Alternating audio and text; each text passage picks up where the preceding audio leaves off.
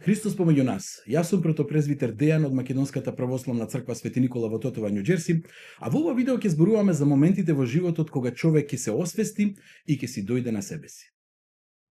Параболата за изгубениот син е една од Христовите маестрални духовни поуки во која тој преку постапките на таткото и неговите двајца синови, кои се со различни степени на духовна самосвест, ни ја отсликува психологијата на внатрешното духовно просветление или духовен препород, кој започнува во моментите кога човек се освестува и си доаѓа на себе си, или како што со црковна терминологија го нарекуваме, кога човек ќе доживее покаяние.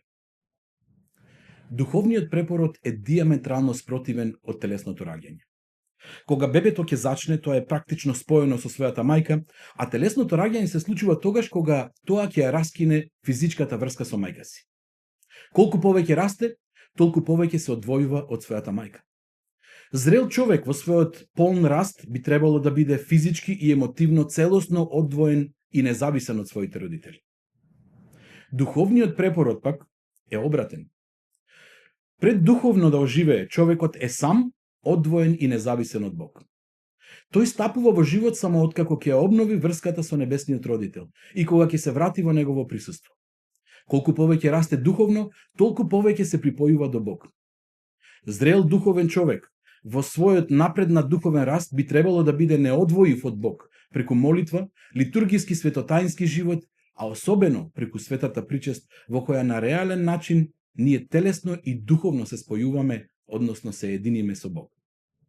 И од тука најбитната духовна активност на човек е тој да се освести за осоменоста и одвоеноста од Бог, кој и сам си ги предизвикува, и да си дојде самиот на себе си, и да се врати при Небесниот Отец. Зашто човекот не се спасува индивидуално и независно од Бог, просто преку исполнување на одреден сет на правила и норми, туку преку обновување на заедницата и пребивањето во Божјото присуство, заедно со целото небесно семејство. Во оваа парабола, духовно протолкувано, таткото е слика за Бог, нашиот небесен Отец, а двајцата синови сме сите ние, во различни периоди и на различни степени на духовен раст во нашиот живот. Загубениот и пронајдениот син. Еден човек имаше два сина. Помладиот од нив му рече на татка си: "Татко, дај ми го делот што ми припаѓа од имотот." И таткото им го раздели имотот. По неколку дена, помладиот син, кога собра се, отиде во далечна земја и таму го потроши својот дел, живеејќи блудно. И откако потроши се, настана голем глад во таа земја, и тој остана без ништо. Па отиде кај еден човек во таа земја и се погоди, и тој го прати во своите полја да пасе свињи. И страден беше да го наполни својот стомак, макар и со рокчиња што ги јадеа свињите, но никој не му ги даваше. А кога дојде на себе си, рече: "Колку наемници кај татко ми имаат леп во изобилие, а јас пак тука умирам од глад. Ќе станам и ќе отидам кај татко ми и ќе му речам: Татко, сгрешив против небото и пред тебе, и не сум веќе достоен да се наречам твој син, но прими ме како еден од своите наемници." Па стана и отиде кај татка си. И кога беше уште далеку, го виде неговиот татко и се сожали на него, па потрча, го прегрна и го целива. И синот му рече: "Татко, сгрешив против небото и пред тебе, и не сум веќе достоен да се наречам твој син." А таткото им рече на слугите своји: "Изнесете најубава промена и облечете го, и дајте му прстен на раката негова и обувки на нозете. Па доведете едно згоено теле и заколете го, да јадеме и да се веселиме, зашто овој мој син мртов беше и оживе, изгубен беше и се најде." И почна да се веселат. А постариот негов син беше в поле, и на враќање, кога се приближи до куќата, слушна песни и извици. И тогаш повика еден од слугите и го праша: "Што е ова?" А тој му рече: "Брат ти си дојде и татко ти закла згоено теле, затоа што повторно доби здрав син." Тој се налути и не сакаше да влезе. Тогаш Излезе татко му и го молеше. А тој му одговори на татка си и му рече: Еве, ти служам толку години и никогаш не ја прекршив твојата заповед. И мене не си ми дал ни едно јаре да се провеселам со моите пријатели. А кога дојде овој твој син, што го пропасти својот имот со блудници, за него ти закла сгоено теле. А тој му рече: Синко, ти си секогаш со мене и се мое е твое. Но требаше да се зарадуваме и развеселиме, зашто овој твој брат беше мртов и оживе, изгубен беше и се најде. Во параболата за изгубениот син, помладиот од двајцата браќа побара од татко му пред време да му го даде делот од имотот што му припаѓа. Без да прави проблем, таткото се сложи и им го раздели. И синот веднаш замина што е можно подалеку од своето семејство. Уште на почетокот на оваа парабола гледаме дека постои одредена аномалија во семејните односи. Обично имотот се разделува после смртта на родителите, но по случај на околности, дури и тоа да се случи порано, како што некогаш бива, тоа сигурно не би требало да биде изфорсирано, избрзано и безцелно. Ние овде во суштина ја гледаме тажната и трагична духовна состојба на овој млад човек. Тој не е заинтересиран за соживот со својот татко и за добри семејни односи. Него го интересира дарот, но не и дарителот. Го интересира наследството, но не и оној од кого што го бара наследството. Го интересира да добие што му треба и да си продолжи самиот како знае и умее. И во ваква состојба се наоѓаме сите ние кога пред Бог доаѓаме единствено кога имаме некаква мака и бараме некакво исцеление, решение на некој проблем или што и да е што ни треба. Не е проблемот во тоа што бараме од Бог, тој е нашиот небесен татко и во мака треба да му се обратиме. Но проблемот е кога сакаме решението да ни го даде независно од него.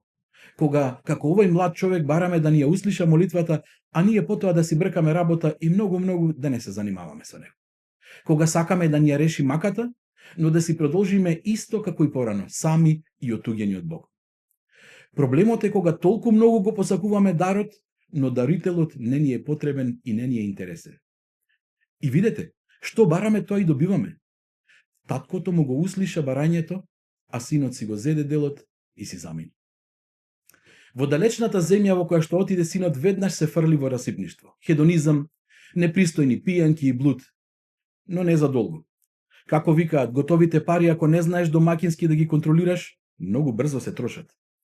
И откако потроши се на безцелни уживања, погрешни пријатели, на крај остана без ништо. Па мораше да прифати работа која што не само што му беше пред неговата чест, туку не му генерираше доволно приход за живот. Немаше скршена пара. Пасеше свињи и постојано беше гладен. И тогаш, во состојба на тотален колапс, тој си дојде на себе си. Духовно се препороди и оживеа. За прв пат во животот разбра дека неговите постапки не се во ред и дека тие му ја предизвикуваат трагедијата. Тој доживеа покаяние. Младиот син конечно си дојде на себе си. Додека живееше распуштено, тој беше надвор од себе си, зашто безумно го истроши своето наследство. Тогаш тој очигледно беше надвор од својот ум.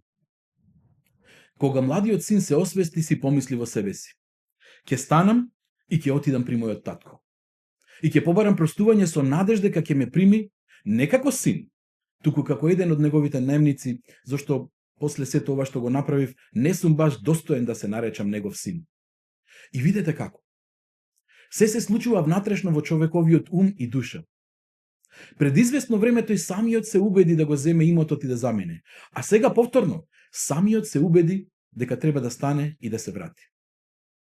Духовниот препород, покајанието, односно преумувањето, се есенцијални за вистински духовен живот.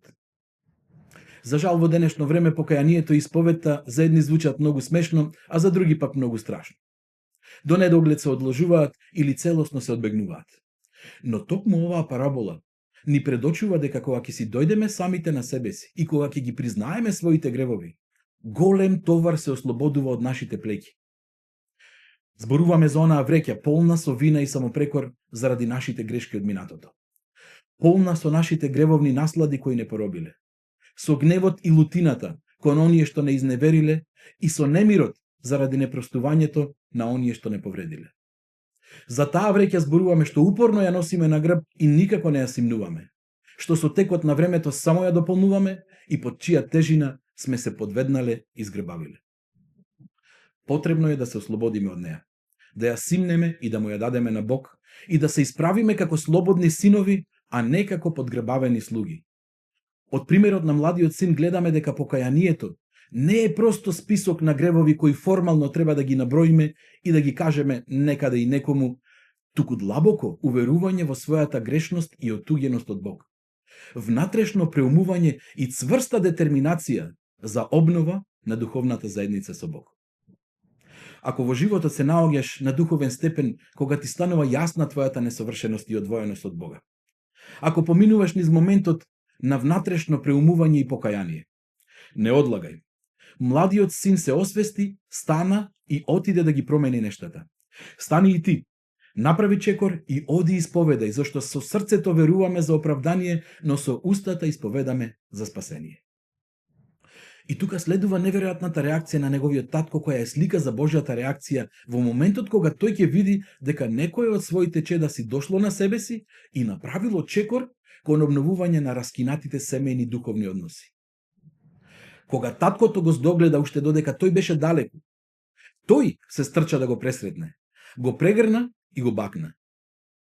И нели синот веднаш почна со покајниот говор кој го приготви и го извежба: татко, сгрешив против тебе и против небото и не сум достоен да се наречам твој син. Но татко му го прекина на пола и не му даде да го доврши својот говор, зашто ја виде суштинската промена во неговото срце и го виде покајанието. И видете како таткото ништо не му спомна за неговите грешки и за тоа што пола имот го упропасти. Просечен татко после вакво нешто би го примил синот, се разбира, но исто така и ќе го седне и ќе го отпее убаво, за да знае за друг пат да не греши. Но не и овој татко. За небесниот татко ништо тоа не е битно. Ниту парите, ниту имотот, ниту грешките. Единствено важно е дека син му си дојде на себе си, дека оживеа, дека беше изгубен и дека се најде. И веднаш му го обнови семејниот статус и тоа во полнота. Скапоцена облека, наметка, обувки, најмногу од се му го даде семејниот прстен, кој во тоа време беше семеен печат и пристап до семејната каса. И почнаа да се веселат, зашто голема е радоста на небото кога некој ќе си дојде самиот на себе си и ќе се покае. Свети Атанасија Александриски ни вели: оној што така суштински се исповеда, тој ќе биде достоен да прими многу повеќе од она за кое што молел. Татко му не го прими како слуга или како странец, туку напротив го бакна како свој син.